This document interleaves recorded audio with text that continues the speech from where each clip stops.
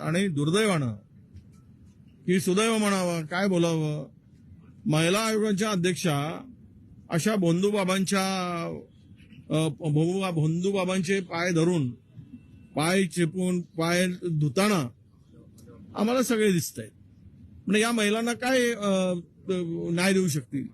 ज्यांची श्रद्धा ज्यांना अंधश्रद्धेवर विश्वास आहे, भविष्यावर विश्वास आहे, भविष्यवाणीवर आहे, एस्ट्रॉलॉजरवर आहे, अशा त्या ठिकाणी खुर्चीवर बसलेल्या आमच्या आपल्या महिला आयोगाच्या अध्यक्षाकडून या महाराष्ट्रातील महिलांनी कोणत्या अपेक्षा ठेवाव्यात?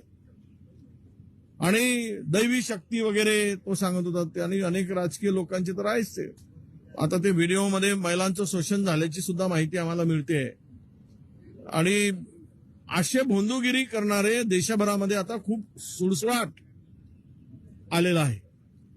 आणि हे सर्व दैवी शक्ती देव यांच्या अंगात येतो. आणि अलीकडे तर काही महाराजांच्या अंगामध्ये महाराजांच्या पुढे माईक धरूनही भूत बोलतो. म्हणजे हेही पाहिलं आपण. तो एक आहे बाबा माईकवर भूत बोलताय, माईक धरून सांगतोय, तो मान हलवत आहे. हे सगळं विचित्रच चाललेलं आहे. हे म्हणजे अख्खा देश अंधश्रद्धेत बुडाला आहे. त्यामुळे या भोंदूगिरी यांची पावत आहे. आणि राजकीय लोकही सुद्धा भविष्यासाठी कर्तृत्वानं मोठं होण्यापेक्षा भविष्य पाहून मोठं होण्याच्या संधी शोधत आहेत. त्यामुळे महाराष्ट्राची प्रगती होईल की अधोगती होईल हा खरा विषय येतो.